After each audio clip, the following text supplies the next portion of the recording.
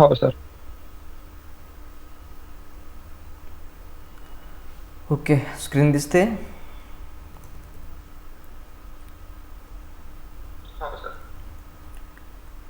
Clear केलेले नसतात. त्यासाठी आपण सिलेबसच असा बनवला की बेसिक टू ॲडव्हान्स. एक बिगिनर्स जर मार्केटमध्ये उतरत असेल तर त्याला स्टेप बाय स्टेप ॲडव्हान्सकडे कशा प्रकारे नेलं जाईल या सगळ्या गोष्टी लक्षात ठेवूनच आपण हे केलेलं आहे, सिलेबस बनवला आहे. सो सेकंड चॅप्टर्स आहे आपला. त्याच्यामध्ये पहिला शब्द आहे स्टॉक मार्केट. आपल्या सर्वांनाच माहीत आहे की स्टॉक मार्केट, शेअर मार्केट काय कन्सेप्ट आहे एक्झॅक्टली. आपल्या देशामध्ये ज्या पण मोठ्या मोठ्या कंपनीज आहेत, 8,500पेक्षाही जास्त कंपनीज मार्केटमध्ये आहेत, ज्या कंपनींच्या आर्थिक उलाढालीवरती आपल्या देशाची आर्थिक परिस्थिती समजली जाते. अशा सगळ्या मोठ्या मोठ्या कंपनी गव्हर्मेंटने एका प्लॅटफॉर्मवरती कलेक्ट केले गेले आहेत आणि त्या कंपनींचे आपण भागीदारी, हिस्सेदारी किंवा शेअर्स होल्डर्स, त्या कंपन्यांचे आपण शेअर्सची खरेदी विक्री करून आपण पैसा कमवू शकतो. असा एक प्लॅटफॉर्म बनवला गेला, त्याला स्टॉक मार्केट असं बोललं गेलं. सो आ रही है आवाज आ रही है. कि जब स्टॉक मार्केट में एंट्री करते लोग, तो जब भी बाहर सीखने के लिए जाते, एक तो उनको पूरा बेसिक सिखाया जाता है, नहीं तो इंटरमीडिएट सिखाया जाता है, या फिर डायरेक्टली एडवांस सिखाया जाता है. लेकिन बेसिक टू एडवांस तक स्टेप बाय स्टेप कभी सिखाया नहीं जाता है. और ये जो अलग अलग टर्मिनोलॉजीज है, ये जो डिफरेंस वर्ड है, जब भी वो सुनते तो उनको अनकंफर्टेबल फील होता है, क्योंकि इन छोटी छोटी चीज़ों के बारे में अभी तक किसी ने भी उनको बताया नहीं होता है. सो अपन ने सिलेबस ऐसा बनाया था, या ऐसा बनाया है कि स्टेप बाय स्टेप अगर कोई बिगिनर्स भी मार्केट में अगर आ जाता है तो फिर उसको बेसिक टू एडवांस तक स्टेप बाय स्टेप सारी चीज़ें समझ में आ सकती है. इस चीज़ से आपने डिज़ाइन किया था. सो इसमें पहली टर्मिनोलॉजीज थी, पहला वर्ड था अपना स्टॉक मार्केट. मार्केट के अंदर, स्टॉक मार्केट में मतलब इंडिया के अंदर 8,000 से भी ज़्यादा कंपनीज है जो बहुत बड़ी बड़ी है और देश के अंदर बहुत ज़्यादा बड़ा वाला व्यापार करती है. तो उन कंपनियों के आर्थिक परिस्थिति के ऊपर अपने देश की आर्थिक परिस्थिति जज की जाती है. तो ऐसी बड़ी बड़ी 8,000 से भी ज़्यादा कंपनीज एक प्लेटफॉर्म के ऊपर गवर्नमेंट ने लाई है, और ये कंपनीज के शेयर्स हम या मतलब खरीद सकते या फिर बेच सकते, और ये बाय सेल करके हम उन यहाँ से पैसे कमा सकते हैं. तो ये सारे कंसेप्ट को स्टॉक मार्केट बोलते हैं. यहाँ तक समझ में आए आपको? ओके. सो अभी नेक्स्ट वर्ड के पास जाते हैं. पहले मैं ये सर को मराठी में समझाऊंगा, फिर मैं बाद को आपको हिंदी में समझाऊंगा. आप भी थोड़ा समझने की कोशिश कीजिए, आपको भी थोड़ी सी मराठी समझ में आ जाएगी. ओके. सो नेक्स्ट आहे NSE अँड BSE. NSE म्हणजे काय आहे आणि BSE म्हणजे काय आहे? NSEचा लॉंग फॉर्म होतो नॅशनल स्टॉक एक्सचेंज आणि BSEचा लॉंग फॉर्म होतो बॉम्बे स्टॉक एक्सचेंज. या गोष्टी लिहून घ्या बरं का सर तुम्ही पण. लिहित आहे सर, लिहित आहे. केवर सर लिहून घ्याल पूर्ण. कुमार सर, ये जो भी मैं एक्सप्लेन कर रहा हूँ लिखने की कोशिश कीजिए. ओके. सो ये NSEचा लॉंग फॉर्म होतोय नॅशनल स्टॉक एक्सचेंज आणि BSEचा लॉंग फॉर्म होतोय बॉम्बे स्टॉक एक्सचेंज. एक्झॅक्टली हे NSE आणि BSE आहे तरी काय? मार्केटमध्ये ज्यावेळेस आपण ॲप्लिकेशन्समध्ये जातो किंवा स्टडी करतो त्यावेळेस NSE BSE हे खूप वेळा येत असतं आपल्यासमोर. सो NSE आणि BSE, नॅशनल स्टॉक एक्सचेंज आणि बॉम्बे स्टॉक एक्सचेंज, हे दोन असे एक्सचेंज आहेत, जर एखाद्या कंपनीला मार्केटमध्ये रजिस्टर व्हायचं असेल, जस्ट एक्झाम्पल की माझी कंपनी आहे सुदर्शन प्रायव्हेट लिमिटेडची, मल्टिपल प्रोडक्ट्स मॅन्युफॅक्चरिंग असेल, एनिवे जे पण काही असेल. सो जर मला माझी कंपनी स्टॉक मार्केटमध्ये लिस्टेड करायची असेल, म्हणजे माझा IPO लॉन्च करायचा असेल, लोकांनी माझे शेअर्स खरेदी विक्री केले पाहिजे तर स्टॉक मार्केटमध्ये, त्या टाईपची कंपनी जर मला रजिस्टर करायची असेल, स्टॉक मार्केटमध्ये एंट्री करायचं असेल, तर मला सर्वात अगोदर बॉम्बे स्टॉक एक्सचेंज आणि नॅशनल स्टॉक एक्सचेंज या एक्सचेंजवरती रजिस्टर करावं लागतं. जर इथे रजिस्टर केलं तरच आपली कंपनी स्टॉक मार्केटमध्ये एंट्री करू शकते. सो रजिस्टर करण्याचे खूप सारे पुढे टर्म्स अँड कंडिशन्स असतात अँड करोडो रुपीज डिपॉझिट ठेवावं लागतं. खूप सारे मल्टिपल त्यांच्या कंडिशन्स असतात. परंतु सांगायचं म्हणजे काय आहे की 2 एक्सचेंज आहेत आणि ह्या एक्सचेंजवरती तुमची कंपनी रजिस्टर करावी लागते. त्याच नंतर तुम्ही तुमचा IPO लॉन्च करून स्टॉक मार्केटमध्ये एंट्री करू शकता. सो BSEच्या प्लॅटफॉर्मवरती सर्वात अगोदर हा BSE प्लॅटफॉर्म आला. बॉम्बे स्टॉक एक्सचेंज इंग्रजांच्या काळामध्ये बॉम्बे स्टॉक एक्सचेंज हे चालू झालं होतं आणि एकच एक्सचेंज होतं ऑल इंडियामध्ये. त्यामध्ये खूप साऱ्या कंपनी रजिस्टर झाल्या आणि एक वेळ अशी आली की बॉम्बे स्टॉक एक्सचेंजवरती खूप जास्त लोड यायला लागला. म्हणून नेक्स्ट लगेच नॅशनल स्टॉक एक्सचेंज 1990 ते 1992च्या दरम्यान हे नॅशनल स्टॉक एक्सचेंज ओपन केलं गेलं आणि मग त्याच्यावरती बाकीच्या कंपन्या रजिस्टर व्हायला लागल्या. सो आता जे पण काही नवीन आपण रजिस्टर करतो NSE आणि BSE दोन्हीवरती आपल्याला रजिस्टर करावं लागतं. सो NSE आणि BSE 2 एक्सचेंज आहेत आणि कंपनीला रजिस्टर करण्यासाठी जे हे आहे तिथं रजिस्टर करण्यासाठी हे ऑर्गनायझेशनचा यूज केला जातो. आणि ज्यावेळेस आपण स्टॉक मार्केटमध्ये ट्रेडिंग करतो त्यावेळेस बॉम्बे स्टॉक एक्सचेंज आणि नॅशनल स्टॉक एक्सचेंज या दोन्ही एक्सचेंजचा एक इंडेक्स बनलेला आहे. बॉम्बे स्टॉक एक्सचेंजचा एक सेन्सेक्स इंडेक्स बनलेला आहे आणि नॅशनल स्टॉक एक्सचेंजचा निफ्टीचा इंडेक्स बनलेला आहे. सो हे याचं पुढं थोडं आणखीन कन्फर्मेशन्स आणि एक्सप्लेनेशन्स पुढे आहे आणखीन निफ्टी 50 अँड सेन्सेक्सबद्दल, त्यामुळे ते आपण नंतर घेऊया. बट इथपर्यंत समजण्याचं एवढंच होतं की नॅशनल स्टॉक एक्सचेंज आणि बॉम्बे स्टॉक एक्सचेंज हे 2 एक्सचेंज आहेत NSE आणि BSE. आणि कंपनी स्टॉक मार्केटमध्ये जर रजिस्टर करायची असेल तर तिथं रजिस्टर करण्यासाठी एक ऑर्गनायझेशन आहे. इथपर्यंत आपण इझिली समजून घेऊ शकतो. क्लिअर इथपर्यंत सर तुम्हाला? ओके. सो कुमार सर, यहाँ तक कुछ मराठी में जो भी कुछ बताया आपको समझ में आया थोड़ा फार? माइक ऑन करके बोलिए आप. हाँ, कुछ थोड़ा बहुत मराठी में समझ में आता है क्या?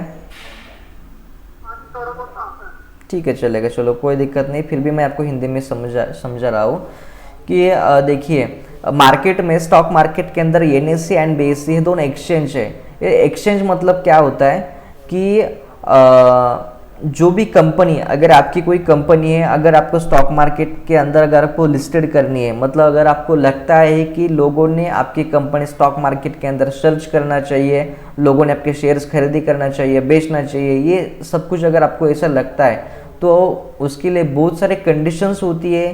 कितने साल तक प्रॉफिट में होना चाहिए, कितना प्रॉफिट होना चाहिए, आपके प्रोडक्ट्स क्या होना चाहिए, वहाँ पे कुछ डिपॉजिट रखना पड़ता है. ये बहुत सारे कंडीशंस रहते हैं. लेकिन फिर भी मैं बताने की कोशिश कर रहा हूँ आपको कि अगर आपकी कंपनी आपको स्टॉक मार्केट के अंदर लिस्टेड करनी है तो फिर NSE end BSE, national stock exchange यानी बॉम्बे स्टॉक एक्सचेंज, ये दोनों एक्सचेंज के ऊपर, इस ऑर्गेनाइजेशन के ऊपर आपको रजिस्टर करना पड़ता है. रजिस्टर करने के बाद ही आप आपका IPO लॉन्च कर सकते हैं और स्टॉक मार्केट के अंदर एंट्री कर सकते हैं.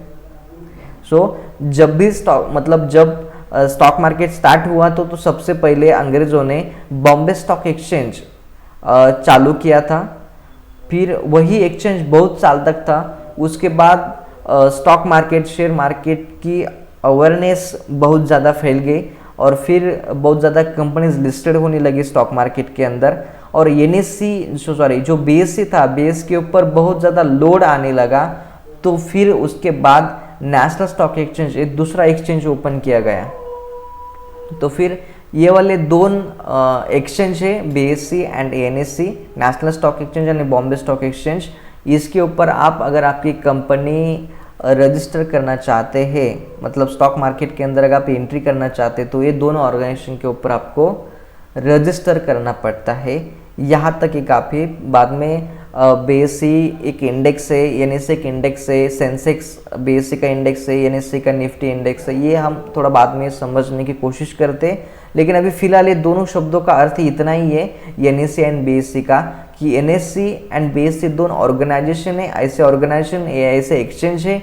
यहाँ पे अगर आपकी कंपनी आपको लिस्टेड करनी है स्टॉक मार्केट के अंदर, अगर एंट्री करनी है, तो ये दोनों ऑर्गेनाइजेशन अंदर आपको एंट्री मतलब रजिस्टर करना पड़ता है। कि यहाँ तक आपको समझ में आया?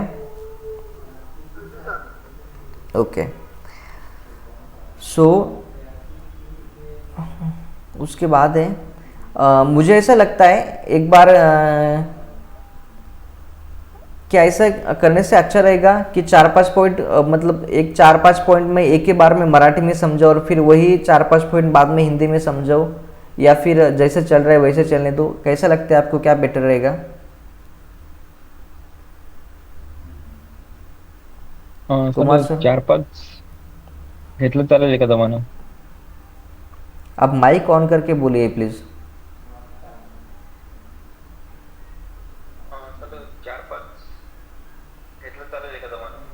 ओके। हाँ जी सर, आ रही। मनोज सर लेफ्ट झाले काय? मनोज सर आपको आवाज आ रही है मेरी? हाँ, मैं ये क्वेश्चन पूछ रहा था आपको कि अगर आपको मतलब 4-5 पॉइंट पहले एक बार एक ही साथ 4-5 पॉइंट मैं एक बार मराठी में एक्सप्लेन करूं और बाद में वही 4-5 पॉइंट आपको हिंदी में एक्सप्लेन करूं, वैसा बेटर रहेगा या फिर जैसे चल रहा है वैसे बेटर है? कैसा लगता है आपको? क्या बोले? चलेगा। आपको रेंज नहीं है शायद, एक साथ चलेगा 4-5 पॉइंट? चलेगा, ओके। सो नेक्स्ट है सेबी। सेबी एक्झॅक्टली काय आहे? Securities and exchange board of India, सेबीचा लॉंग फॉर्म आहे। सेबीचा लॉंग फॉर्म आहे securities and exchange board of India. So exactly SEBI आहे तरी काय? सेबी एक असं ऑर्गनायझेशन आहे जे की स्टॉक मार्केट या पूर्ण व्यवसायावरती, स्टॉक मार्केट या पूर्ण कन्सेप्टवरती कॉन्सन्ट्रेट किंवा लक्ष किंवा सिक्युरिटी ठेवण्याचं काम सेबी करत असते। जस्ट एक्झाम्पल, जसं की आपल्या कॉमन बिहेवियर्स म्हणजे समाजावरती लक्ष ठेवण्याचं काम जसं पोलीस करत असते, त्यांना सिक्युरिटी देण्याचं, किंवा काही गलत होत असेल तर तिथे त्यांना थांबवण्याचं काम जसं पोलीस करत असते, तसंच स्टॉक मार्केटमध्ये, मग स्टॉक मार्केटमध्ये ज्या ज्या लोकांचा समावेश होतो, trader, investors and companies, broker, exchange, या सगळ्या गोष्टींवरती कंट्रोल ठेवण्याचं काम सेबी अशी करत असते। सो सेबी एक असं ऑर्गनायझेशन आहे जेवढ्या पण मार्केटमध्ये आहेत, चाहे फॉरेक्स मार्केट असेल, क्रिप्टोकरन्सी मार्केट असेल, स्टॉक मार्केट असेल, कमोडिटी मार्केट असेल, जे पण काही ट्रेडिंगचे प्लॅटफॉर्म्स आहेत, आज सर्वात जास्त stock market, Indian stock market ह्या ट्रेडिंगचा प्लॅटफॉर्म कशासाठी परफेक्टली मानला जातो? बिकॉज सगळ्यात जास्त सिक्युरिटी आहे इकडे। तुम्हाला चाहे फॉरेक्स मार्केट असेल या फिर क्रिप्टोकरन्सी मार्केट असेल, इथं जर तुमच्यासोबत जर काही फ्रॉड होत असेल तर तुम्हाला तिथे कुणीही दावेदार नाही आहे, तुम्हाला तिथे कोणी मालिक नाही आहे की तुम्ही तिथं सांगू शकता की माझ्यासोबत हे झालं आणि ते तुमच्यासाठी काहीतरी मदत करू शकतात, असं कोणी मार्केट नाही आहे। बट स्टॉक मार्केटमध्ये चाहे तो ब्रोकर असेल, चाहे कंपनी असेल, एक्सचेंज असेल, या कुठूनही तुम्हाला जर काही प्रॉब्लेम होत असेल तर तुम्ही सेबीला एक छोटासा मेल जरी टाकला प्रॉपरली, तरी देखील त्या ब्रोकरला किंवा त्या कंपनीला किंवा त्या एक्सचेंजला करोडो रुपयांची पेनल्टी लागत असते। सो त्याच्यासाठी सिक्युरिटीसाठी सर्वात सिक्युअर मार्केट जर ट्रेडिंगसाठी मानलं जातं तर ते फक्त स्टॉक मार्केट आहे। आणि सेबी नावाचं organisation, Securities and exchange board of India, SEBI नावाचं ऑर्गनायझेशन्स जे पण फायनान्शियल सेक्टर्स आहेत, जसं म्युच्युअल फंड असेल या फिर स्टॉक मार्केट असेल, यांच्यावरती कंट्रोल ठेवण्याचं काम CBI ऑर्गनायझेशन करत असतं. त्यानंतर आहे NSDL अँड CDSL. NSDLचा लॉंग फॉर्म होतो national securities depository limited and CDSLचा लॉंग फॉर्म होतो central depository securities limited. So हे national securities depository limited and central depository securities limited हे ॲक्च्युली NSDL आणि CDSL हे दोन ऑर्गनायझेशन आहेत तरी काय. सो NSDL आणि CDSL हे असे दोन ऑर्गनायझेशन आहेत जे की आपले लॉंग टर्मचे जे काही शेअर्स असतात, जे आपण लॉंग टर्म इन्व्हेस्टमेंट जी केलेली असते ते लॉंग टर्मचे शेअर्स आपले डिपॉझिट करण्याचं काम करत असते. NSDL आणि CDSL इनफॅक्ट हे एक डिपॉझिटरीचं काम करतात. डिपॉझिट जसं की आपण जर आपले पैसे डिपॉझिट करायचे असतील तर बँकमध्ये केले जातात, सोनं डिपॉझिट करायचं असेल तर बँकमध्ये केलं जातं. सेम तसंच आपल्याला आपण विचार करतो की जेवढे पण आपण लॉंग टर्मसाठी, आता समजून घ्या की आपण इंट्राडेचं समजू शकतो, बाय सेल आपण करतो, आपण कुठेतरी आपण इकडून बाय करतो म्हणजे कोणी ना कोणी ते तिकडे सेल करत असतील, तिकडून कोण ना कोणतरी सेल करते म्हणून आपण बाय करतो, हे एक समजू शकतो आपण. परंतु ज्या वेळेस आपण स्टॉक मार्केटमध्ये लॉंग टर्म इन्व्हेस्टमेंट करतो 3, 4, 5, 10 वर्षासाठी, 20 वर्षासाठी, त्यावेळेस हे आपले शेअर्स एक्झॅक्टली ठेवले तरी कुठे जातात. आपल्याला दिसतात फक्त आपल्या ॲप्लिकेशन्समध्ये ते आकडे फिरत असताना, परंतु एक्झॅक्टली हे ठेवले कुठे असतात, एवढे वर्षभर कुठे जपून ठेवलेले असतात. सो तेच इलेक्ट्रॉनिकली शेअर्स जे आपले डिपॉझिट केले जातात, हे दोन डिपॉझिटरी आहेत NSDL आणि CDSL. या दोन डिपॉझिटरीमध्ये आपले शेअर्स डिपॉझिट केले जातात. सो NSDL आणि CDSL काही जेवढे पण ब्रोकर्स मार्केट्समध्ये आहेत त्यापैकी काही ब्रोकर्स NSDLला कनेक्ट असतात, काही ब्रोकर्स CDSLला कनेक्ट असतात. म्हणजे काही ब्रोकर लोकांचे शेअर्स म्हणजे समजून घ्या की 50% NSDL ला या ऑर्गनायझेशनला कनेक्ट झालेले ब्रोकर्स आहेत आणि काही CDSLला कनेक्ट झालेले आहेत. सो जस्ट एक्झाम्पल, जर आपलं स्टॉक्स कार्ड CDSLला जर झालेलं आहे तर मग जेवढे पण CDSL वरती जेवढे पण ब्रोकर्स आहेत त्या क्लायंट्स लोकांनी जेवढे पण लॉंग टर्म इन्व्हेस्टमेंट्समध्ये जे काही त्यांचे शेअर्स असतील पोर्टफोलिओमध्ये, हे सगळ्यांचे डिपॉझिटरी CDSL या डिपॉझिटरीमध्ये आपले शेअर्स डिपॉझिट केलेले असतात.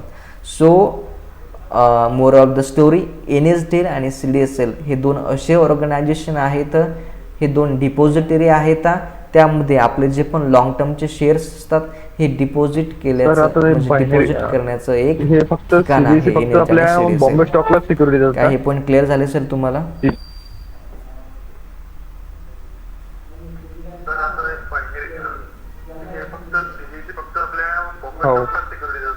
नाही, असं नाही आहे. खूप सारे, म्हणजे समजून घ्या, आता मार्केटमध्ये 400 पेक्षा जास्त ब्रोकर्स आहेत, राईट. जसं की स्टॉक्स कार्ड असेल, अपस्टॉक असेल, एंजल असेल, झिरोदा असेल, 5 पैसा असेल, एनिवे जे पण काही असतील, 350 ते 400च्या आसपास ब्रोकर्स झालेत आता मार्केट्समध्ये, छोटे मोठे सगळे मिळून. सो याच्यापैकी ज्यावेळेस ते वरती रजिस्टर करतात ब्रोकर बनण्यासाठी, त्यावेळेस शायद CBI किंवा डिपॉझिटरीज त्यांना ऑप्शन देत असेल किंवा डायरेक्टली त्यांना सांगत असेल की तुमचा समावेश CDSLमध्ये होतोय किंवा तुमचा NSDLमध्ये होतोय. सो जे काही ब्रोकर्स आहेत ते ब्रोकर्स दोन याच्यामध्ये डिवाइड केले आहेत. काही ब्रोकर CDSLला कनेक्ट आहेत, काही ब्रोकर NSDLला कनेक्ट आहेत. सो आपल्याला त्याच्याशी काही फरक पडत नाही आहे ट्रेडर लोकांना किंवा इन्व्हेस्टर्स लोकांना की आपण CDSLला जोडलो गेलो की NSDLला जोडले गेलो, त्याच्याशी काही फरक पडत नाही आहे आपल्याला.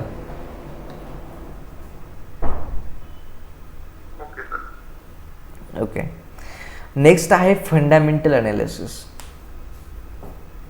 So what is fundamental analysis? Analysis हे 2 टाईपचं असतं. एक टेक्निकल अनालिसिस असतं आणि एक फंडामेंटल अनालिसिस असतं. सो टेक्निकल अनालिसिस ही इंट्राडे ट्रेडिंग करायची असेल तर आपल्याला करावं लागतं, आणि फंडामेंटल अनालिसिस ज्या वेळेस आपल्याला लॉंग टर्म इन्व्हेस्टमेंट करायची असेल त्यावेळेस आपल्याला फंडामेंटल ॲनालिसिस करावं लागतं, राईट. सो फंडामेंटल ॲनालिसिसमध्ये एक्झॅक्टली काय आहे, कशा प्रकारे ते ॲनालिसिस केलं जातं, काय काय पॉईंट्स त्याच्यामध्ये असतात, कंपनीची काय काय स्टडी करावी लागते, त्यावेळेस फंडामेंटल ॲनालिसिस होतं. जस्ट एक्झाम्पल मी तुम्हाला आता सांगतो की आता मला लॉंग टर्म इन्व्हेस्टमेंट करायची आहे 5-10 वर्षासाठी. सो मग मला काय करावं लागेल, मला अशी कंपनी शोधावी लागेल मार्केटमध्ये. मला अगोदर हे शोधावं लागेल मार्केटमध्ये की येणाऱ्या 5-10 वर्षामध्ये या देशामध्ये किंवा जगामध्ये कोणते टेक्नॉलॉजी येणार आहे, कोणत्या फॅसिलिटीज येणार आहेत, कोणत्या गोष्टींना जास्त डिमांड असणार आहे येणाऱ्या 5-10 वर्षामध्ये, कोणत्या गोष्टींची नीड असणार आहे. मला अशा कंपनीज म्हणजे ह्या गोष्टी शोधाव्या लागतील मला. मग जस्ट एक्झाम्पल, जेवढं आपल्याला समजतं आहे मार्केटच्या स्टडीनुसार की येणाऱ्या 5 ते 10 वर्षामध्ये पेट्रोल बंद होऊ शकतं, डिझेल बंद होऊ शकतं. मग जर हे बंद होऊ शकतं, फ्युल जर बंद होऊ शकतं, तर मग याच्या ऑप्शन्समध्ये सौर ऊर्जा ओपन होऊ शकते, CNG ओपन होऊ शकते, PNG ओपन होऊ शकते, इलेक्ट्रॉनिक्स किंवा इलेक्ट्रिकल्स ओपन होऊ शकतात. मग हे जे काही पॉसिबिलिटीज आहेत मार्केट्समध्ये, मग हे शोधावं लागेल मार्केट्समध्ये आपल्याला की आता सौर ऊर्जा प्रोव्हाइड करणारे किंवा फॅसिलिटी देणारे येणाऱ्या भविष्यात या कोणत्या कंपनीज आहेत. इलेक्ट्रिकल्समध्ये मग बॅटरीज बनवत असतील किंवा इलेक्ट्रिकल्सच्या जे पण काही मटेरियल्स, जे काही इन्स्ट्रुमेंट्स मॅन्युफॅक्चरिंग करणारे ज्या कंपनीज असतील मला त्या शोधाव्या लागतील. अँड आफ्टर दॅन जे काही CNG मॅन्युफॅक्चरिंग असेल या फिर PNG मॅन्युफॅक्चरिंग असेल, हे जे काही आपल्याच देशातील काही मटेरियलपासून, रॉ मटेरियलपासून जे फ्यूल बनवलं जातं, जे फ्युचरमध्ये आपल्याला अप्लाय केलं जाईल, सो त्या कोणत्या कंपनी प्रोव्हाइड करणार आहेत त्या कंपनी आपल्याला शोधाव्या लागतील. आणि मग अशा कंपनीचं एकदा लिस्ट काढल्याच्या नंतर मग आपल्याला पुन्हा त्या कंपन्यांमध्ये बघावं लागेल की ही कंपनी किती दिवसापासून चालू आहे, या कंपन्यांच्या बॅलन्स शीट्स कशी आहे, किती दिवसापासून प्रॉफिटमध्ये आहेत, किती दिवसापासून लॉसमध्ये आहेत, सक्सेसचा ग्राफ कसा आहे, एक्झॅक्टली स्लोप आहे अपसाईडला की फ्लॅक्च्युएट होते फक्त अपडाऊन्समध्ये, आत्तापर्यंतची याची नीड कशी होती मार्केटमध्ये आणि फ्युचरमध्ये नीड कशी असेल, आत्ता जे पण प्रोडक्ट मॅन्युफॅक्चरिंग जे काही करतायत त्याला मार्केट्समध्ये आता किती नीड आहे आणि येणाऱ्या 5-10 वर्षामध्ये किती नीड असू शकते, किती डिमांड असू शकते. आणि या कंपनीची जी मॅनेजमेंट सिस्टम आहे ती फक्त 1-2 लोकांवरती डिपेंड आहे की पूर्ण टीमच चांगली आहे. या सगळ्या गोष्टींचा जो स्टडी केला जातो आणि एक अंदाज लावला जातो त्याला फंडामेंटल ॲनालिसिस असं बोललं जातं. मोदींना म्हटलंय की बा लोकल ट्रेन बंद होणार आहे, नवीन ट्रेन येणार आहे, तर मग त्या ट्रेनची जे तयार करतात त्या कंपनीची डिटेल कशी काढायची. मोदींना म्हटलंय की बा लोकल ट्रेन बंद होणार आहे, नवीन ट्रेन येणार आहे, त्या ट्रेनची जे तयार करतात त्या कंपनीची डिटेल कशी काढायची. बघा आता ट्रेनचं जर तुम्ही बोललं तर ट्रेन हा 90% हा गव्हर्नमेंटच्या अंडरमध्येच येतोय. हा नाही सर, समजलं का. याच्यामध्ये प्रायव्हेट बिझनेस, ज्या प्रायव्हेट कंपन्या जे जोडल्या गेल्या त्या गोष्टीशी, त्या खूप कमी आहेत. मग आता ह्या कंपनी ट्रेनशी बघा, ट्रेन जर नवीन येणार आहे तर याच्यामध्ये काय असतं, कोणता पण प्रोडक्ट जर मार्केट्समध्ये येणार आहे तर त्या प्रोडक्ट्स बनण्यासाठी, ते पार्ट्स बनण्यासाठी ज्या ज्या कंपन्यांचा समावेश होतो त्या कंपन्यांचे शेअर्स ग्रोथ होऊ शकतात, राईट. जस्ट एक्झाम्पल की मला आता मी आता एक पाण्यावर चालणारी गाडी काढणार आहे, राईट. मार्केटमध्येची डिमांड असणार आहे, तुम्हाला समजलंय. मग आता पाण्यावर चालणारी गाडी जी कंपनी मॅन्युफॅक्चरिंग करणार आहे ती कंपनीचा शेअर्स वरती जाणार आहे, प्लस मला जे इन्स्ट्रुमेंट लागणार आहेत ती गाडी बनवण्यासाठी ते इन्स्ट्रुमेंट्स वेगवेगळे ज्या मी कंपन्यांकडनं घेणार आहेत त्या कंपन्यांचे पण शेअर्स वाढणार आहेत. पण मग आता इथं जर मोदी सरकारने जर असं बोललंय की आता मोठी अशी ट्रेन्स येणार आहे, सो मग आता ट्रेन जो विषय आहे हा गव्हर्नमेंटचा आहे आणि याचे कोणाचे पार्ट एक्झॅक्टली आपल्याला आता ह्या ट्रेनसाठी जे पार्ट्स बनणार आहेत हे पार्ट्स कोणत्या कोणत्या कंपनीकडनं बनले जातील हे आपल्याला शोधावं लागेल आता. कंपनीचा शोध कसा घ्यायचा सर, ते माझं म्हणणं आणि आहे. ज्या कंपनीकडनं हे पार्ट्स मॅन्युफॅक्चरिंग केले जातील त्या कंपनीचे शेअर्स म्हणजे फ्युचर जे मध्ये वरती कंपनी जातील. पार्ट बनवणार आहे त्या कंपनीचा शोध कसा घ्यायचा, का हेच कंपनी बनवणार आहे? त्या कंपनीचा शोध कसा घ्यायचा सर, तो हे माझं अच्छा म्हणणं आहे. काय बोलले? अच्छा ठीक आहे. म्हणजे जे कंपनी पार्ट बनवणार आहे त्या कंपनीचा शोध कसा घ्यायचा, काय हे गुगलवरती डायरेक्टली तुम्ही गुगलवरती सर्च करायचं, वेबसाईट्सवरती. हां, डायरेक्टली सगळी इन्फॉर्मेशन जी ओरल बाहेरची जी इन्फॉर्मेशन्स आहे, आता समजून घ्या जस्ट एक्झाम्पल की मोबाईल मॅन्युफॅक्चर करायचा आहे आपला स्वतःला. सो मग मोबाईल मॅन्युफॅक्चरिंग करण्यासाठी काय काय इन्स्ट्रुमेंट्स आहेत, काय काय गोष्टी लागतात, काय लागतात हे कोण देणार? आपला गुगलच देणार आहे ना सगळ्या गोष्टी. मग मला जे मोबाईलचे पार्ट मॅन्युफॅक्चरिंग करण्यासाठी जे लागणार आहेत मला कुठून परचेस करावं लागतील, कोणत्या कंपन्या प्रोव्हाइड करतात, गुगलवरतीच मला सर्च करावं लागेल. ओके त्याच प्रकारे मग आपला मे बी गुगल सांगू शकतं की गव्हर्नमेंटला ट्रेन बनवण्यासाठी कोणत्या कंपनीज पार्ट प्रोव्हाइड करता येतात.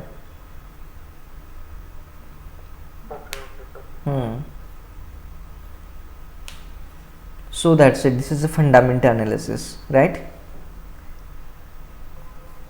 सो ॲक्च्युली हा जो पार्ट आहे फंडामेंटल अनालिसिसचा, आपण डीपमध्ये जास्त याच्यामध्ये जात नाही इथं. आपला पार्ट हा इंट्रोड्यूस आहे त्यामुळे आपण टेक्निकलमध्ये डीपमध्ये जातो इथं, राईट? बिकॉज फंडामेंटल अनालिसिसचं काय असतं की आपण एकदाच इन्व्हेस्टमेंट करतो आणि 5-10 वर्ष पुन्हा बघतच नाही त्याच्याकडे. सो एकदाच इन्व्हेस्टमेंट करण्यासाठी खूप सारा टाईम वेस्ट करणं मला योग्य वाटत नाही आहे. त्यापेक्षा जे ऑलरेडी मार्केट्समध्ये ॲनालिसिस करणारे जे बसलेले आहेत, ज्यांना फंडामेंटल ॲनालिसिस बहुत खूप जास्त स्ट्रॉंगली बनते, त्या लोकांना 2-3 हजार रुपये 5,000 रुपये असं देऊन आपण त्यांच्याकडनं लिस्ट काढून घेऊ शकतो प्रॉपरली आणि त्याच्यात इन्व्हेस्टमेंट करू शकतो. सो जी गोष्ट आपल्याला कॉन्स्टंटली रेग्युलरली डेली लांब लाईफ टाईमसाठी या ज्या गोष्टी करायच्या त्या गोष्टीसाठी आपल्याला डीपमध्ये स्टडी करावं लागेल. त्यामुळे आपण फंडामेंटल ॲनालिसिस कशा प्रकारे केलं पाहिजे, काय केलं पाहिजे त्याच्यावरती जास्त डिस्कस नाही केलेलं आहे याच्यामध्ये. ओके, सो हे 4-5 पॉइंट्स होते. सो आता मी आता हिंदी में सांगतो मनोज सरांना.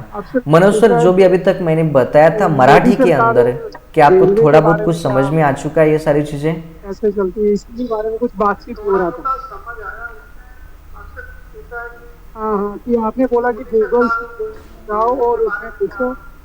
हाँ, ये कुछ ये सर का सवाल था कि ये अगर ट्रेन बना रहे हो तो फिर ट्रेन अगर बना रहे तो फिर ये कौन से शेयर्स ऊपर जाएंगे, क्या बोले? इस तरह ही बोला आपने कुछ, उनको मराठी में इसी तरह बोला.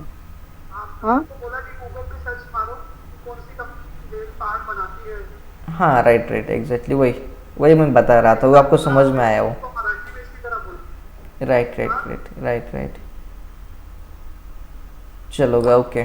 सो मैं अभी बाकी का जो पार्ट अभी तक लिया है ऊपर, मैं आपको हिंदी में थोड़ा समझा देता हूँ, ठीक है? सो सबसे पहले हमने देखा था कि सेबी का लॉन्ग फॉर्म होता है securities end exchange board of India. So exactly SEBI होता क्या है ये? जैसे अभी अपन मार्केट के अंदर बिहेवियर करते, जो भी अपन जो कुछ कर रहे हैं, अगर हम लोगों को कुछ प्रॉब्लम होता है या फिर कुछ हमें सिक्योरिटी चाहिए हमारे ऊपर, हम अगर समाज कुछ गलत कर रहा है तो इसके ऊपर कंट्रोल रखने के लिए जो पुलिस डिपार्टमेंट का काम करती है, वही काम सीबी नाम का ऑर्गेनाइजेशन करता है फाइनेंशियल सेक्टर्स के ऊपर. अगर आप स्टॉक मार्केट या फिर म्यूचुअल फंड, ये जो कुछ है यहाँ के ऊपर जितने भी लोगों का समावेश होता है, जैसे कि स्टॉक मार्केट के अंदर एक्सचेंज होते हैं, NSE BSE, डिपोजिटरीज होती है, उसके बाद इन्वेस्टर्स होता है, ट्रेडर्स होता है, FIDS इन्वेस्ट मतलब इंस्टीट्यूशंस होते हैं, उसके बाद कंपनीज होती है, ब्रोकर्स होते हैं. इन सारे लोगों के ऊपर, सारी चीज़ों के ऊपर कंट्रोल रखने का काम सीबी ऑर्गेनाइजेशंस करता है. जो अगर आपको कुछ भी प्रॉब्लम्स होता है, कोई ब्रोकर या फिर कोई कंपनीज अगर आपके साथ कुछ भी गलत करती है, तो फिर आपको सिर्फ सीबी को एक प्रॉपरली मेल डालना होता है. अगर आपके अपने कंपनी को मेल भी डाल दिया प्रॉपरली सीबी को, तो फिर आपको क्या उसको रिजल्ट मिल जाता है. ये सेबी जिसके अगेंस्ट में आपको मेल डाला है, वो कंपनी हो सकती है, ब्रोकर हो सकता है या फिर कोई भी हो सकते है, उसको हजारों करोड़ों रुपयों की पेनल्टी लग जाती है. सो मार्केट के अंदर जितने भी ट्रेडिंग के प्लेटफॉर्म है, चाहे फॉरेक्स मार्केट हो सकता है या फिर करेंसी मार्केट हो सकता है, क्रिप्टो करेंसी, जो भी कुछ है ट्रेडिंग के प्लेटफॉर्म्स, वहाँ पे सबसे ज़्यादा अगर सिक्योर कोई मार्केट अगर माना जाता है तो सिर्फ इंडियन स्टॉक मार्केट है। सो ये अपना सीबी था, ये पॉइंट आपको समझ में आया। सेकंड था NSDL end CDSL. So what is NSDL end CDSL? NSDL का लॉन्ग फॉर्म होता है national securities depository limited end central depository securities limited. ये दो प्लेटफॉर्म से, ये कौन से प्लेटफॉर्म से, ये कौन सी ऑर्गेनाइजेशन, इसका काम क्या है, क्या इसका हम लोगों को बेनिफिट होता है? सो आपने सोचा होगा कभी कि मार्केट के अंदर जो भी लोग लॉन्ग टर्म इन्वेस्टमेंट करते हैं 2, 4, 5, 10, 20, 50 साल के लिए, वो शेयर्स अपन को अपने एप्लीकेशंस के अंदर सिर्फ दिखाई तो देते हैं, फ्लैक्चुएट तो होते रहते हैं पोर्टफोलियो के अंदर अपने, लेकिन एक्चुअल में अगर आप देख सकते हैं आप कि सोच सकते हैं आप कि अगर ये शेयर्स इतने दिन तक अगर रखते हैं अपन, तो रखते कहाँ है, वो कहाँ डिपॉजिट होते हैं, कहाँ इतनी सेफ्टी कहाँ है उसकी? क्योंकि ये तो इलेक्ट्रॉनिक इसलिए है क्योंकि अगर कहीं भी अगर अपन को पैसा डिपॉजिट करना है तो अपन बैंक के अंदर डिपॉजिट कर सकते हैं। सोना डिपॉजिट करना है तो ये सोना बैंक के अंदर भी डिपॉजिट कर सकते हैं, कहीं पे भी लॉकर्स होते हैं। सो ये जो शेयर्स होते हैं अपने इतने दिनों के लिए कहाँ डिपॉजिट किए जाते हैं? सो ये दो ऐसी डिपॉजिटरी है, एनएसडीएल और सीडीएसएल, ये जो ऑर्गेनाइजेशन ये ऐसी डिपॉजिटरी है, यहाँ पे अपने जो भी लॉन्ग टर्म के शेयर्स होते हैं वो डिपॉजिट किया जाता है।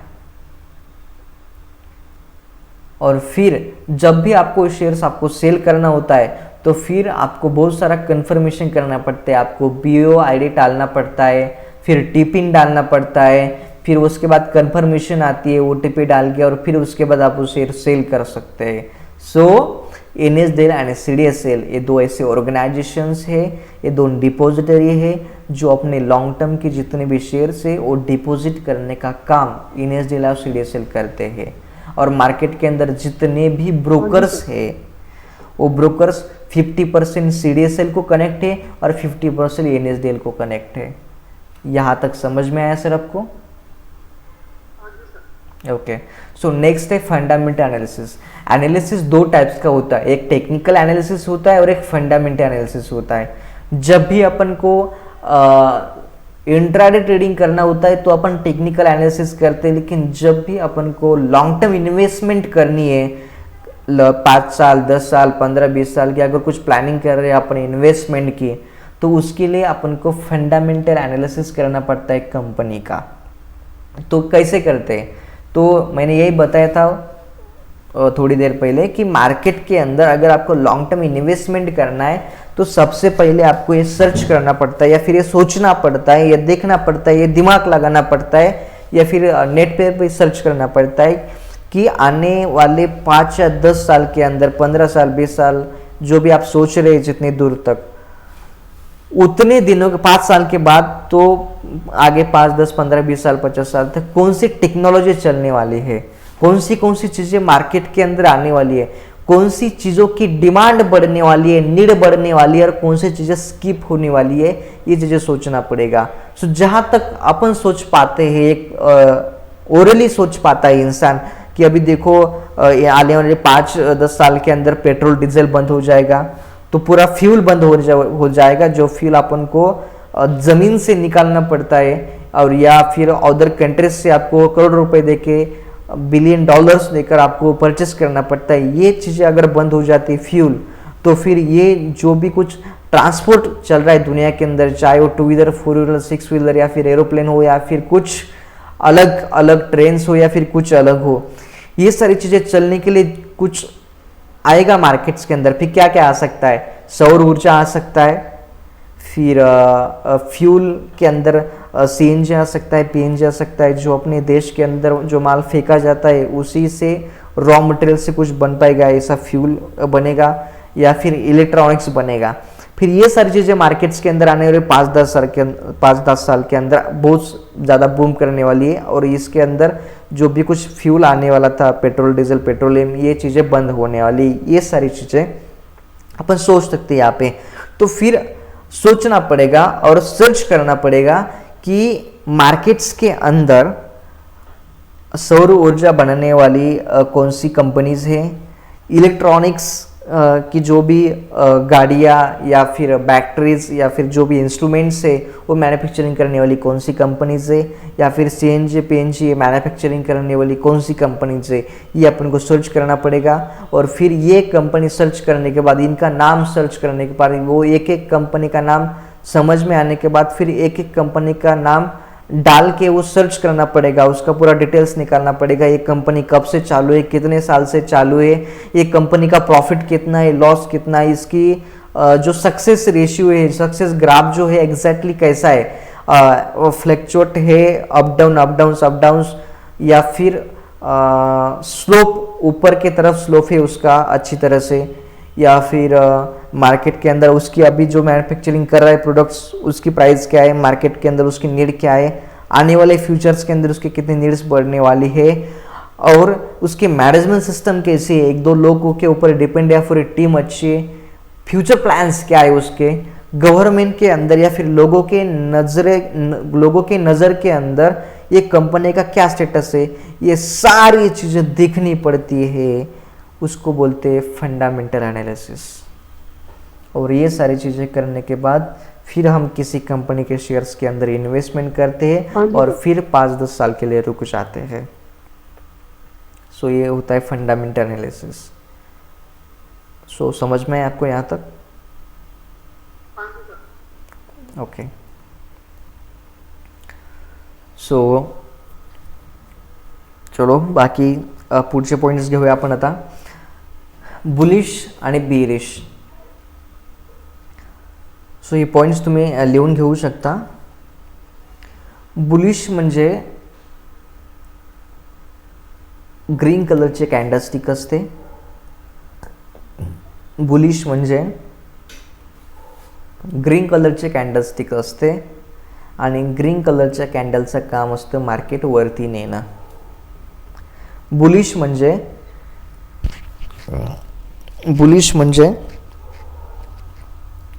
ग्रीन कलरचे कॅन्डलस्टिक्स असते आणि ग्रीन कलरच्या कॅन्डलस्टिकचं काम आहे मार्केट वरती नेणं। बेरिश म्हणजे रेड कलरची कॅन्डलस्टिक्स असते।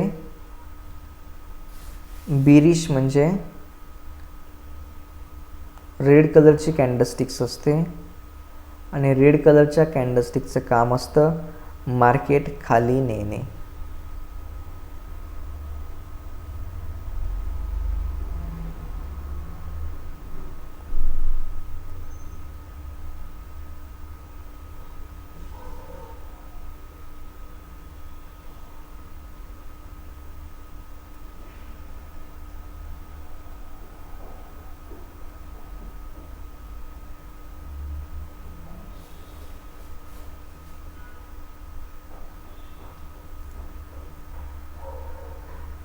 झाला का लिहून इथपर्यंत? बुलिश म्हणजे ग्रीन कलरचे कॅन्डलस्टिक्स असते आणि ग्रीन कलरच्या कॅन्डलस्टिकचं काम आहे मार्केट वरती नेणं। बेरिश म्हणजे रेड कलरची कॅन्डलस्टिक्स असते आणि रेड कलरच्या कॅन्डलस्टिकचं काम आहे मार्केट खाली नेणं। हो सर, इथपर्यंत लिहून झालं? हॅलो सर, लिहिलंय? केवूर सर, माझा आवाज नाही येते का तुम्हाला? हाँ, okay okay okay okay. So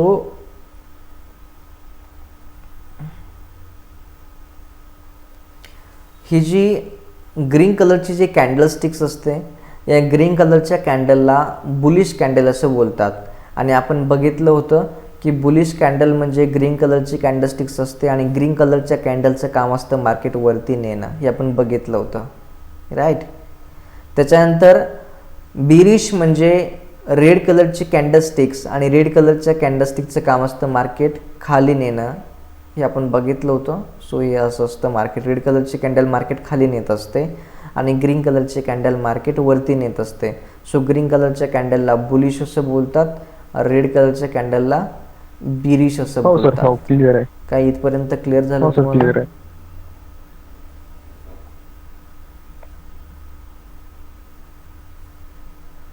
please reply देत जा. क्लिअर आहे. हो सर क्लिअर आहे. सो त्याच्यानंतर बाय आणि सेल असतो. बाय या शब्दाचा अर्थ होतो तुम्ही शेअर्स खरेदी करतात आणि सेल या शब्दाचा अर्थ होतो तुम्ही तो शेअर्स सेल करताय. सो बाय म्हणजे कोणताही शेअर्स खरेदी करणं किंवा कोणती ऑर्डर्सला खरेदी करणं आणि सेल म्हणजे ती ऑर्डर्स विकून टाकणं, सेल करणं, एक्झिट होणं. सो मार्केट ज्या वेळेस वरती जात असतं, जस्ट एक्झाम्पल, मार्केट ज्या वेळेस इथं वरती जात असतं त्यावेळेस तुम्हाला बाय करायचं असतो. बाय कधी करत असतात? ज्यावेळेस मार्केट वरती जाईल त्याच वेळेस बाय करत असतात आणि ज्यावेळेस मार्केट खाली जाईल त्याच वेळेस सेल करत असतात.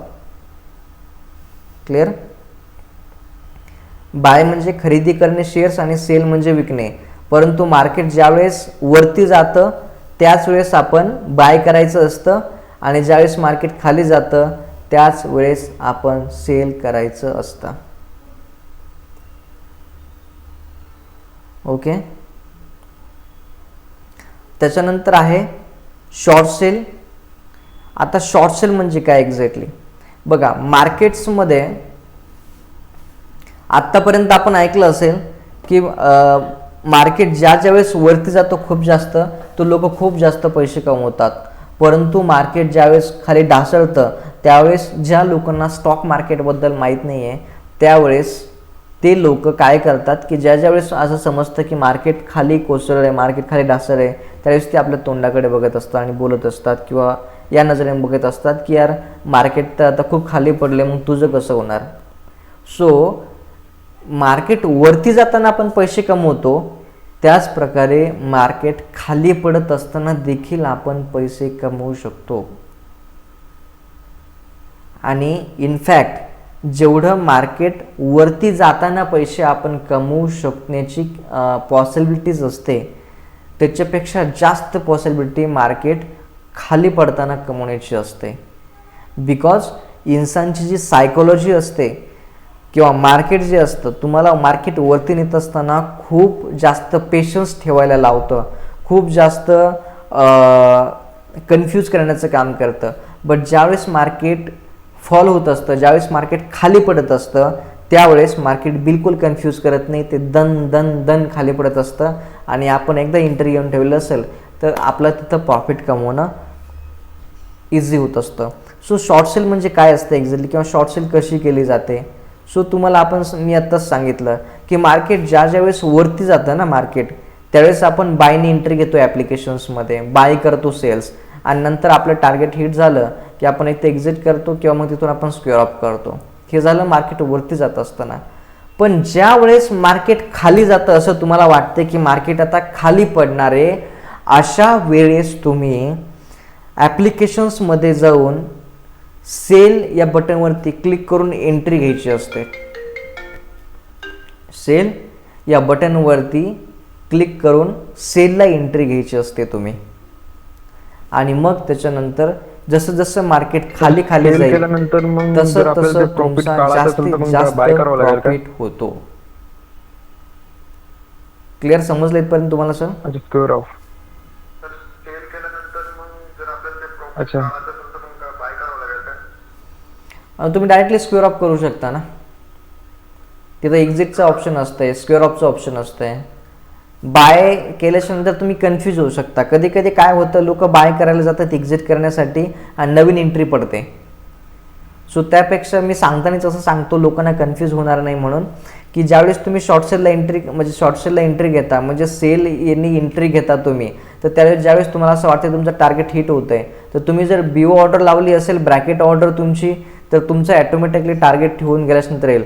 पण जर तुम्ही मार्केट ऑर्डर लावलेली असेल आणि तुम्हाला असं वाटतं तुमचं टार्गेट तर हिट होतं आहे, यावेळेस तुम्ही तिथं एक्झिटचं ऑप्शन आहे खाली, डायरेक्टली मार्केट प्राईजला एक्झिट करू शकता तुम्ही किंवा डायरेक्टली सगळ्यात वरती स्क्वेअर ऑफ ऑलचं ऑप्शन असते, त्या स्क्वेअर ऑफ ऑल या बटनवरती क्लिक केलं की वन टाइम लाईव्ह मार्केटमध्ये लाईव्ह प्राईजला ते शेअर्स तुमचे सेल होऊन जातात डायरेक्टली. क्लिअर इथपर्यंत? हॅलो, हो क्लिअर. मग मीटिंगमध्ये नंतर कॉल करतो. सो अशा प्रकारे शॉर्ट सेल असतं. म्हणजे ज्या ज्यावेळेस तुम्हाला असं वाटतं मार्केटमधून एंट्री भेटते, जस्ट एक्झाम्पल आता समजून घ्या, मार्केट इथपर्यंत पोहोचलेलं आहे, तुम्हाला असं वाटतं की आता लाईव्ह मार्केट समजा प्राईस चालू आहे 43,903 प्राईस चालू आहे आणि तुम्हाला असं वाटतं की नाही इथून आता मार्केट खाली पडू शकतं. मग अशा वेळेस तुम्ही काय करणार, मार्केटमध्ये जाणार, शेअरचं नाव सर्च करणार, जे काही आहे तुमचं ते, तिथं गेल्याच्या नंतर तुम्ही काय करणार, शेअरचं नाव सर्च केल्याच्या नंतर प्राईजमध्ये काय टाकणार, सेल या बटनवरती अगोदर क्लिक करणार, शेअरचं नाव आल्यानंतर सेल बटनवरती क्लिक केल्याच्या नंतर तुम्हाला ते वरती क्वांटिटी विचारणार, क्वांटिटी टाकायची, त्याच्यानंतर खाली ऑर्डर विचारणार. सो तिथं तुम्ही मग BO ऑर्डर करू शकता किंवा इंट्राडे लिमिट ऑर्डर करू शकता आणि वरती प्राईजमध्ये टाकू शकता की 43,903 अशी प्राईस टाकली.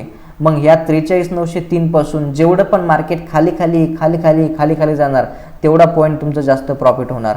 आणि तुम्हाला असं वाटलं की आता इथं तुमचं म्हणजे इथपर्यंत आता इथून मार्केट पुन्हा रिव्हर्स होऊ शकतं, इथपर्यंत आपण प्रॉफिट कमवून घ्यायला पाहिजे. सो जसं इथं मार्केट आलं तसं तुम्ही मग तिथं राईटला एक्झिटच्या बटनवरती क्लिक करू शकता किंवा तुम्ही स्क्वेअर ऑफ ऑल बटनवरती क्लिक करू शकता. This is a short sell. Clear? हो सर, क्लिअर. ओके. अभी थोड़ा सो आता मी सरांना समजावून सांगतो अगोदर. सो मनोज सर, कुछ समझ में आया अभी तक आपको? ठीक है, चलो अपन फंडामेंटल एनालिसिस कवर किया था, अभी अपन आ रहे बुलिश एंड बीरिश के ऊपर. सो बुलिश का मतलब होता है, आप लिख लीजिए, बुलिश का मतलब ये होता है कि ग्रीन कलर की कैंडलस्टिक. बुलिश का मतलब होता है ग्रीन कलर की candlestick end green colour stick का काम होता है मार्केट ऊपर लेके जाना. ग्रीन कलर की कैंडलस्टिक का काम होता है मार्केट ऊपर लेकर जाना. और बीरिश मतलब होता है रेड कलर का कैंडल, और रेड कलर के कैंडल का काम होता है मार्केट नीचे लेकर जाना. बुलिश का मतलब होता है ग्रीन कलर के कैंडल, और ग्रीन कलर के कैंडल का मतलब होता है मार्केट ऊपर लेकर जाना.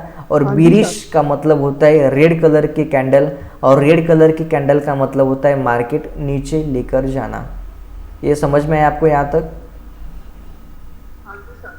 हाँ, तो यही आप देख लीजिए कि हमने बताया था कि बुलिश मतलब होता है ग्रीन कलर की कैंडलस्टिक, और ग्रीन कलर के कैंडलस्टिक का काम होता है मार्केट ऊपर लेकर जाना, राइट. फिर हमने देखा था कि बेरिश मतलब होता है रेड कलर की कैंडलस्टिक, और रेड कलर के कैंडल का काम होता है मार्केट नीचे लेकर जाना. क्लियर? हाँ. उसके बाद होता है बाय एंड सेल.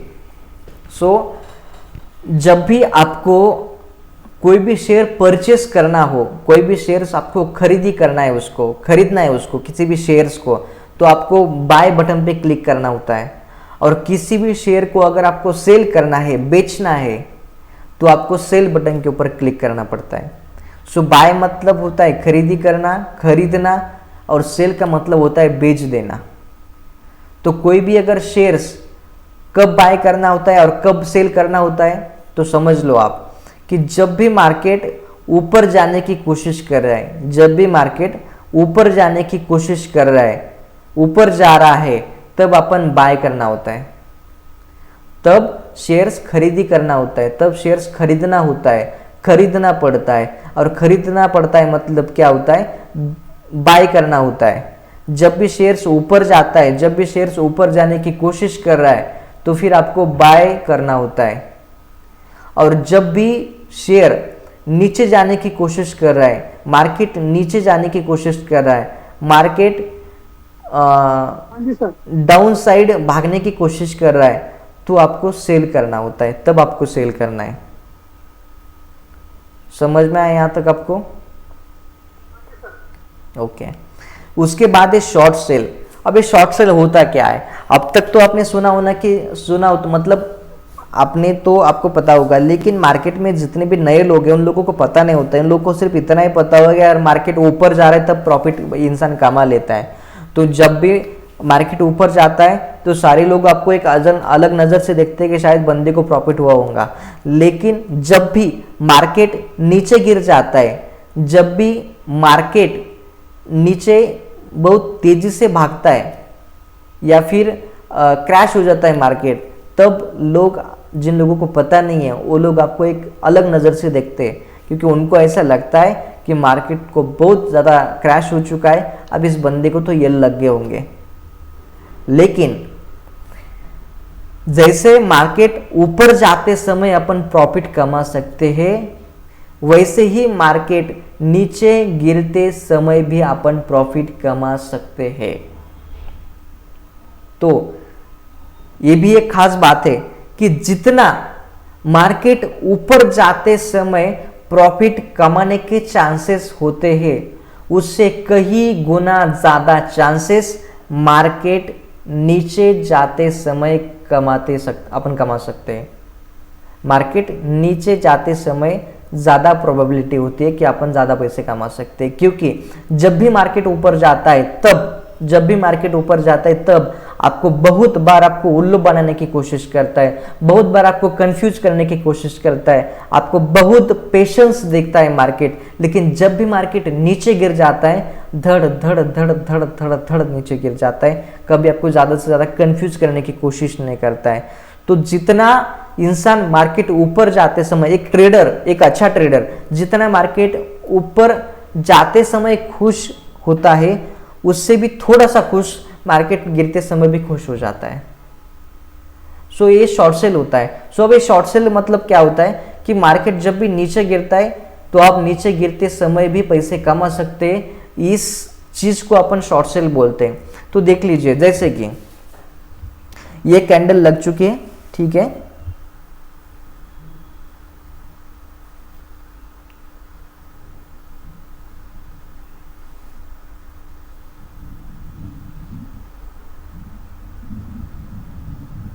समझ लो ये कैंडल अभी लग चुकी है, ठीक है, ये पहले कैंडल लग चुकी है।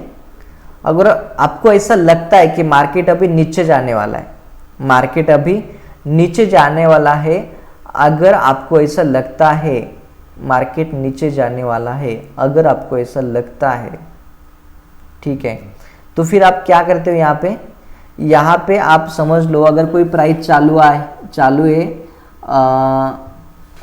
43890 ऐसे प्राइस चालू है, तो आप क्या करोगे, एप्लीकेशंस के अंदर जाकर आप सर्च करोगे किसी शेयर्स का नाम, जो भी कुछ है जो नीचे जा रहा है वो शेयर्स का नाम सर्च करोगे। सर्च करने के बाद वो आपको बाय या सेल करने के लिए बोलेगा।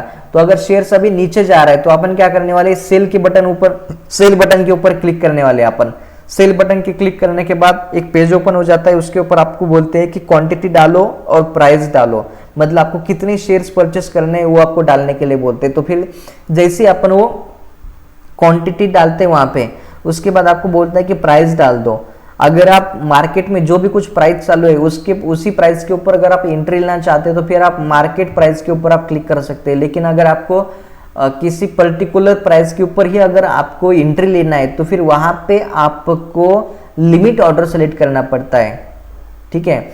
तो अगर लिमिट के ऊपर जाते हैं आप या फिर ब्रैकेट ऑर्डर के ऊपर जाते हैं आप, तो एंट्री का वहां पे आप डाल देना है और फिर सेल बटन क्लिक करने के बाद जो आप एंट्री लेते हो फिर उसके बाद कंफर्म कर देना है। और जितना मार्केट नीचे जाएगा उतना आपका प्रॉफिट होगा। और फिर समझ में आया आपको कि अगर यहाँ तक मार्केट आ जाता है और फिर आपको अगर ऐसा लगता है कि नहीं अभी यहाँ से मार्केट ऊपर जा सकता है, यहाँ पे आपने एग्जिट करना चाहिए, 20, 25, 50 पॉइंट अपन को मिल गए, अभी यहाँ से अपन एग्जिट करना चाहिए, मतलब बाहर पड़ना चाहिए, प्रॉफिट बुक करना चाहिए, तो फिर आप क्या कर सकते हैं, वहाँ पे एग्जिट का बटन होता है, वो एग्जिट मार्केट प्राइस के ऊपर आपको एग्जिट करना होता है, वो आप कर सकते हैं। या फिर ऊपर आपको स्क्वेयर ऑफ ऑल का ऑप्शन होता है, उसी बटन के ऊपर अगर आप क्लिक करते हैं तो फिर आप जितने भी आपके ऑर्डर चालू है तभी के तभी उसी प्राइस के ऊपर, मार्केट प्राइस के ऊपर तभी के तभी पूरे के पूरे सेल हो जाएंगे। तो ये होता है शॉर्ट सेल और ऐसा होता है शॉर्ट सेल करना। जब भी आपको ऐसा लगता है कि मार्केट नीचे जाने वाला है तो आप सेल बटन के ऊपर क्लिक कर एंट्री ले सकते हैं और जितनी भी ज़्यादा मार्केट नीचे जाएगा उतना ज़्यादा आपका प्रॉफिट होता है। It's call as sell short sell. Okay,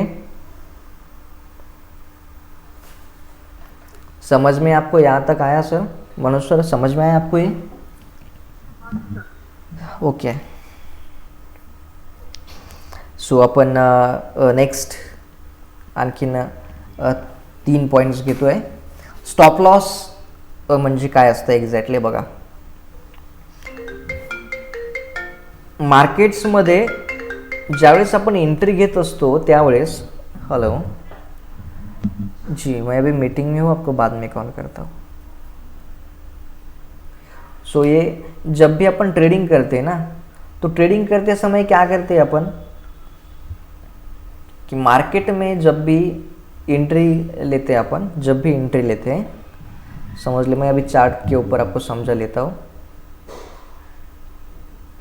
हां, अच्छा, अगोदर मराठीतून सांगतोय ना। हां, आता स्टॉप लॉस म्हणजे काय असतो एक्झॅक्टली लक्षात ठेवा।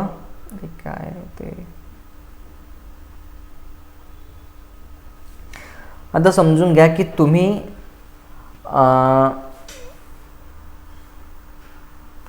समजून घ्या इथून बाय केलं तुम्ही या प्राइसला, जी पण सध्या आता प्राइस चालू आहे, ठीक आहे, 43,855 ला तुम्ही बाय केलं, म्हणजे तुम्हाला असं वाटतं मार्केट वरती जाणार आहे म्हणून तुम्ही जर बाय केलं इथे, सो इथून जर तुम्ही बाय केलं या प्राइसला आणि इथून जर मार्केट इकडे असं वरती जातंय तर तुम्ही प्रॉफिटमध्ये असणार आहे 100%। परंतु तुम्ही बाय केले आणि मार्केट जर असं खाली तुमच्या अपोजिट साईडला जर जात असेल तर तुम्ही लॉसमध्ये जाणार आहात। सो त्याच्यासाठी काय करावं लागतं की तुम्हाला लॉसमध्ये जाऊ नये म्हणून एक टूल्स दिला जातो स्टॉप लॉस, तिथं तुम्हाला प्राइस टाकावी लागते।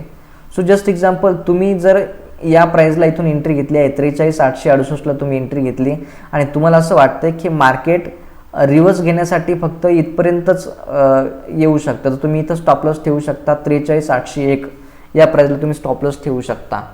म्हणजे यदा कदाचित जर मार्केट तुमच्या अपोजिट साईडला जर गेलं, तुम्ही जे ॲनालिसिस केलंय त्याच्या अपोजिट साईडला जर मार्केट गेलं तर मार्केट इकडे 500,000 पॉईंट किती जरी खाली पडलं तरी त्याच्याशी तुम्हाला घेणं देणं नाही, कारण तुमचा लॉस जो आहे फक्त इथून इथपर्यंतचाच लॉस तुमचा होणार।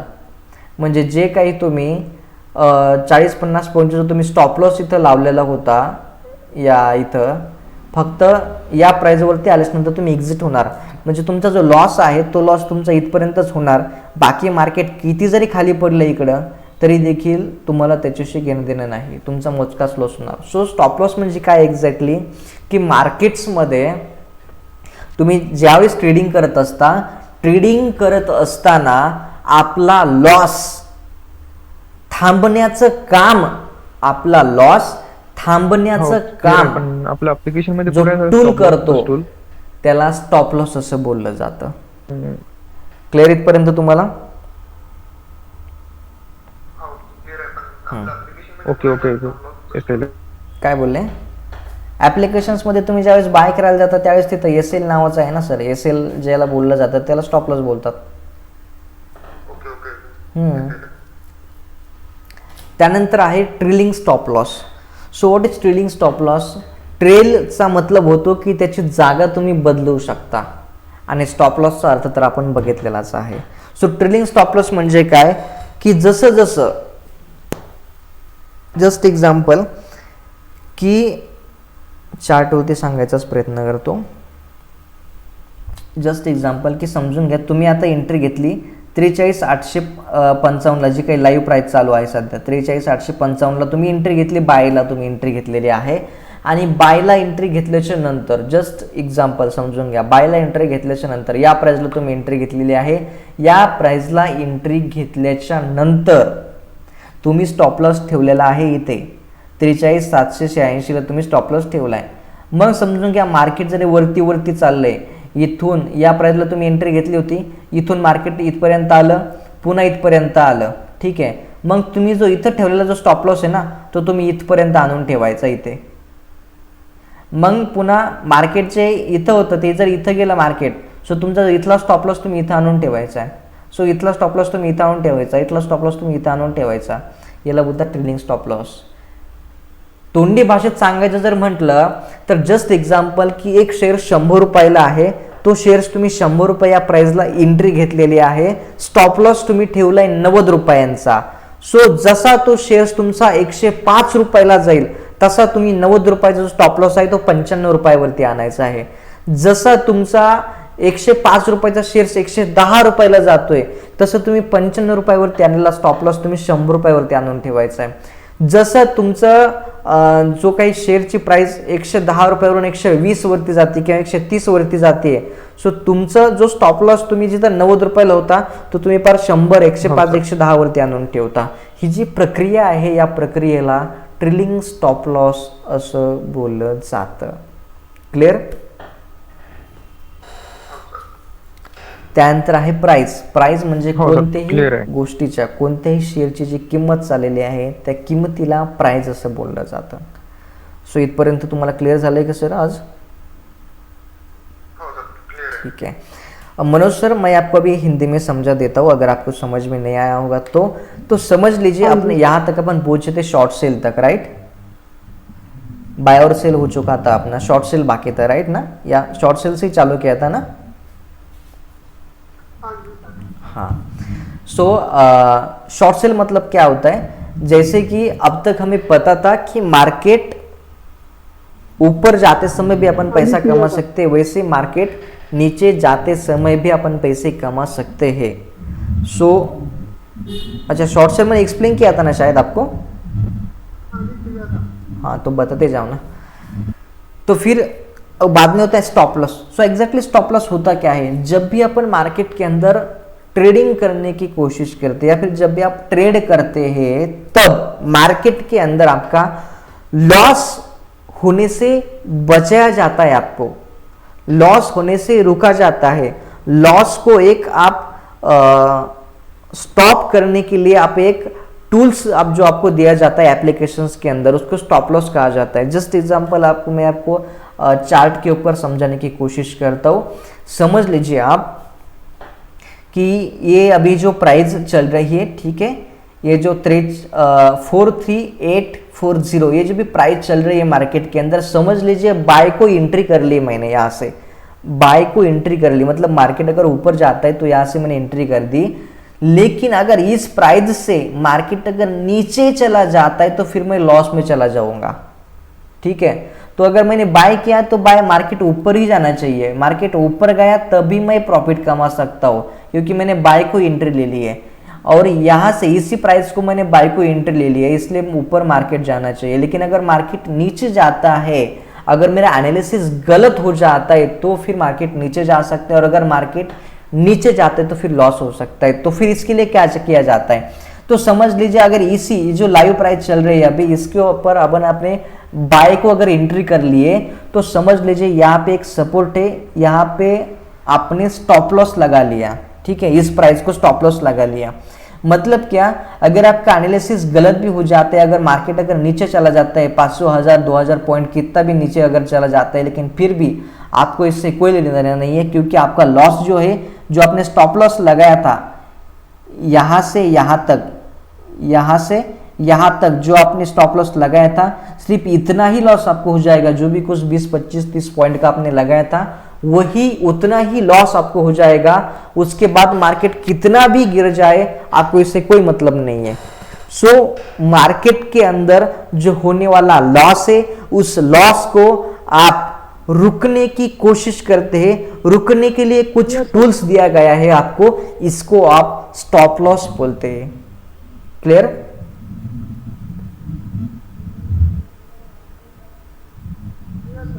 हाँ, उसके बाद है ट्रेलिंग स्टॉप लॉस.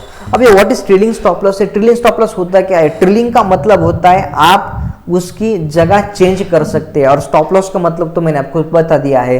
तो अगर आपको सीधी लैंग्वेज में अगर मैं बताना चाहूँ तो जस्ट एग्जांपल समझ लीजिए, एक 100 रुपए का शेयर से 100 रुपए का शेयर 100 रुपए इसी प्राइस के ऊपर आपने बाय कर लिया कि मार्केट ऊपर चला जाएगा, तो और स्टॉप लॉस आपने लगा लिया 90 रुपीज का, 90 रुपए का आपने स्टॉप लॉस लगा लिया, तो समझ लीजिए आपका जो शेयर की प्राइस है 100 रुपए से 105 और 105 से 110, मतलब 100 रुपए से 110 रुपए तक चली गई। तो ये जो अपना स्टॉप लॉस था जो आपने 90 रुपीज के ऊपर, 90 रुपए के ऊपर लगाया था, ये 90 रुपए का स्टॉप लॉस आप 95 के ऊपर आप लेके आ सकते हो। जैसे आपकी शेयर की प्राइस 110 से 115 रुपए तक लेके जाएंगे तो ये 95 के ऊपर का स्टॉप लॉस आप 100 रुपीज के ऊपर लेके आ सकते हैं। फिर ये जैसे आपका जो शेयर की प्राइस है 115, 120, 130 के ऊपर चली जाती है तो यही स्टॉप लॉस आप 110, 120 के ऊपर लेके आ सकते हैं। इसी चीज को ट्रेलिंग स्टॉप लॉस ऐसे बोला जाता है। क्या आपको क्लियर है ये सारी चीजें? लॉन्ग टर्म शेयर में तो नहीं लगेगा इस तरह। ओके, क्या बोले? नहीं नहीं नहीं, लॉन्ग टर्म के लिए नहीं ना हो सकता, ये सिर्फ और सिर्फ इंट्राडे की कोशिश चल रही है। ये जो भी मैं आपको नॉलेज बता रहा हूँ या इसके बाद भी आपको जो पूरा नॉलेज देने वाले हैं अपन, ये पूरा की पूरा आपको सिर्फ इंट्राडे के लिए ही देने जाने वाला है। ये आपको जो भी परफेक्ट मैं करने की कोशिश कर रहा हूँ, ये जो मैं आपको सिखाने की कोशिश कर रहा हूँ, ये जो भी कुछ पॉइंट सिखाया जाएंगे आपको, ये पूरे के पूरे आपको इंट्राडे की तैयारी की जा रही है। और लॉन्ग टर्म के लिए ऐसी कोई भी फैसिलिटी नहीं देता है ब्रोकर। सिर्फ आपको एक बार जब आप कोई भी शेयर्स परचेस करने की कोशिश करेंगे लॉन्ग टर्म के अंदर, तो आप स्टार्टिंग को ही फंडामेंटल एनालिसिस जितना आपको करना है उतना डीप में आप कर सकते हैं। लेकिन एक बार आपने वहां पे एंट्री ले ली, एक बार आपने बाय कर लिया, फिर उसके बाद जब तक आपको सेल करना नहीं है तब तक आप उसको कुछ भी आप छेड़छाड़ी नहीं कर सकते। ना आप टारगेट लगा सकते, ना स्टॉप लॉस लगा सकते, ना शॉर्ट सेल कर सकते, ना ट्रेलिंग स्टॉप लॉस कर सकते, ना बीच में उसको स्टॉप कर सकते, ना कुछ भी कर सकते आप उसके अंदर। क्लियर? और लास्ट है price. So what is price? किसी भी चीज की कीमत को, चाहे वो शेयर्स की कीमत हो या फिर किसी चीज या फिर प्राइस हो, तो उसी कीमत को हम प्राइस बोला जाता है अंग्रेजी के अंदर। सो ये अपना आधा चैप्टर हो चुका है, दूसरा वाला। सो बाकी का जो है मुझे लगता है आधा भी नहीं हो चुका है, सिर्फ 25% हो चुका है। हाँ जी सर। ये पूरा मुझे लगता है 2 दिन तक चलेगा ये सूरा। हाँ जी सर। सो क्या यहाँ तक आपको समझ में आ रहा है?